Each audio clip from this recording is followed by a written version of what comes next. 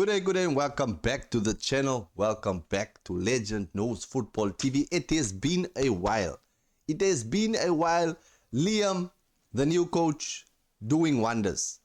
Doing wonders in this Chelsea team, bringing out the best in our players. Although the Arsenal game we lost in the Carabao Cup, fine, we take that loss and we move on. But another 3 points in the bag. Nonetheless, another 3 points in the bag. Let me just get this website up because I want to see how the Premier League is currently progressing along. I made a few notes here in the black book according to the match, which I want to talk about and touch upon during my review. Let's go to the table. Let me just bring the table up here before I get, and then let's duplicate this. Leave a like, subscribe to the channel while you're at it, while we do this match review. The black book. While watching the game, I made a few notes.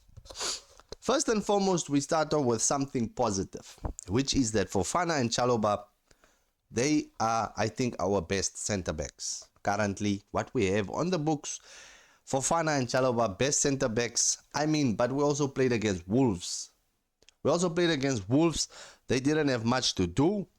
I would have expected actually for us to get a clean sheet in this game, but a lapse in concentration, some complacency setting in after leading 3-0 and dominating this game.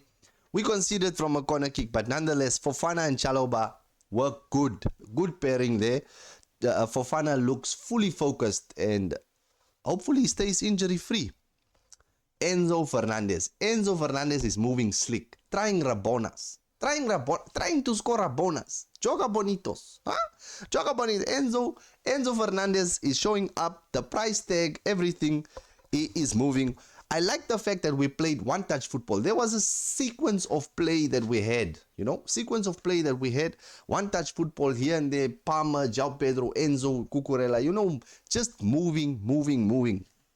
João Pedro, the hold-up play, the link-up play, the driving with the ball. João Pedro is hitting. He's hitting. I saw in an interview the last time that he said it's World Cup here and he wants to play for Brazil. He wants to be the main guy at Brazil in terms of strike force. So João Pedro is definitely showing up each and every day, each and every game.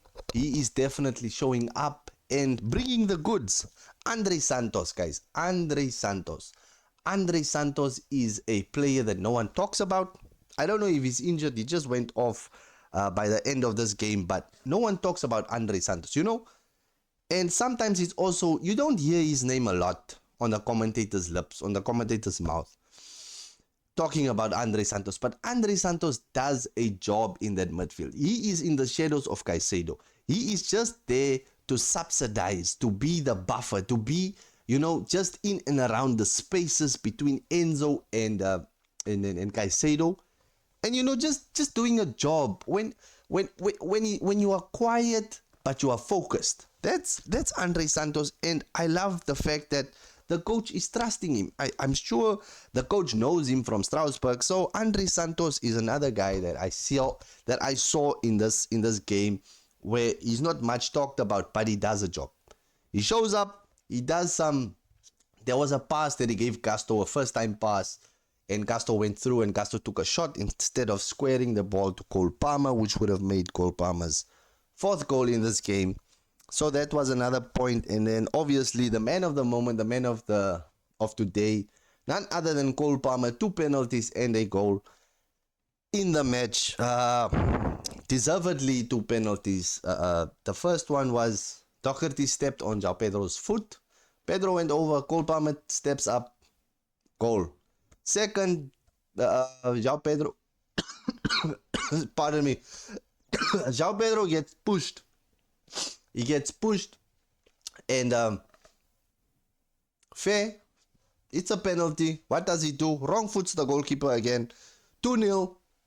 And then nearing the end of the half, Cole Palmer scores from a square ball from Cucurella. What a player we have. Form is temporary, class is permanent. Anyone that wants to talk negative on Cole Palmer, hold that. hold that hat trick, take it home, go revise it, look at it, and maybe you can get some tips, some, see something that your club's player should do to score hat tricks. And then the only negative thing about today is Neto. I'm a fan of Neto. I respect Neto. He's hardworking. He's a quality. He's a good player. Average, above average, little above average player. But Neto was just not on the same wavelength as the rest of the players today. The crosses, the decision making from Neto on the wing, on the right wing, is just, and he's selfish. He's selfish. I mean, we could have scored a fourth goal. There was a time when he ran through and he could have put a through ball to Cole Palmer, but he tried to make his own chance and score the ball. But, Neto was just not on the same page as the rest of the team. But he shows up, and I think the coach sees something in him. Yeah, I just wrote here, he's selfish. Palmer went off, and then Garnacho came on. Let's look at the ratings of these players, Let's look at the ratings of the players. But Garnacho came on, and Garnacho is just... There was a time when he was jogging back. Garnacho was jogging back. And Caicedo had to make... I think it was on Mosquera. Mosquera was running with the ball. Garnacho, he just came on. Garnacho just came on. Caicedo was playing. By that time, it was, I think, 75 minutes. Garnacho was jogging behind Mosquera instead of running and trying to win the ball. So Garnacho, I don't know what's going on. He doesn't feel like he needs to do a job defensively. But that's the black book. Let's close the black book and for now focus on the lineup. And like I already analyzed everything. Santos, Caicedo, Enzo, this midfield is balanced. Neto deservedly 6.9 in the ratings. I mean, the guy is just, I don't know, man. I don't know. João Pedro, quality, class, cool. And then cold as always. Gasto, he played some. He played some. He played. There were passes that Gasto gave that also surprised me. Like first time passes, through balls. And then the shot, obviously, that he took. But Gasto had a decent game today. Decent game. If he can just consistently play this way. Wolves, like I said, I know it's Wolves. I shouldn't be. I should be expecting us to win against Wolves. But you can only beat what is in front of you. And today we did it. I would have liked the clean sheet. I saw Sanchez was angry at the fact that we didn't get the clean sheet because he's chasing the golden glove. But nonetheless, 3 points in the bag. Let's look at the table. Where we at? We are still fifth. Manchester United also won earlier today. And Arsenal also won. They are sitting pretty with 56 points. Manchester City still has to play. And Liverpool also. I think it's Man City, Liverpool, yes. I think that's a big game of the weekend. But I think Man City can just do the job for us and cancel Liverpool so that we can create some kind of gap. Next, it's Leeds for us with Manchester United facing West Ham away. I think we are going to play Leeds at Stamford Bridge. So hopefully we can get 3 points there. And West Ham can just help us out so that we can go into fourth. Let's look at a little bit of the other results. Aston Villa drew. And where's Aston Villa now? Third with 47 points. So they are 4 points above us.